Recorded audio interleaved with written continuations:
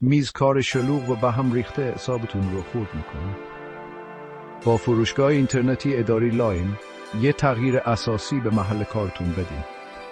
یه لحظه تصور کنید که روزتون رو با یه میز تمیز، شیک و مرتب شروع میکنید. با سایت اداری لاین این فقط یه رویا نیست، کاملا واقعیه. از جا قلمی‌های خوشگل گرفته تا زیر دستی‌های شیک و پایه موبایل‌های کاربردی، محصولات ما برای این طراحی شدن که به محل کارتون نظم و زیبایی بیارن. به زمانی فکر کنید که دیگه لازم نیست دنبال خودکار یا یادداشت گمشده‌تون بگردیم. فروشگاه اداری لاین شلوغی میز شما رو به یه فضای آروم و پر بازده تبدیل میکنه.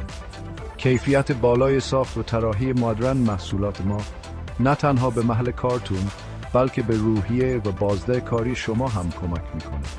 تصور کنید پشت میزتون میشینید، همه چیز سر جاشه و یه حس آرامش و تمرکز بهتون دست میده. این قدرت فروشگاه اداری لاین. این فقط نظم دادن به وسایل نیست. این هنر خلق یه فضای کاریه که بهتون انگیزه و انرژی برای موفقیت میده. آماده اید که میز کارتون رو متحول کنید؟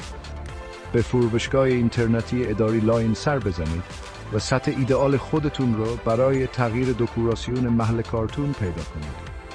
سایت اداری لاین جایی که زیبایی و کارایی به هم میرسن. محل کارتون رو ارتقا بدین.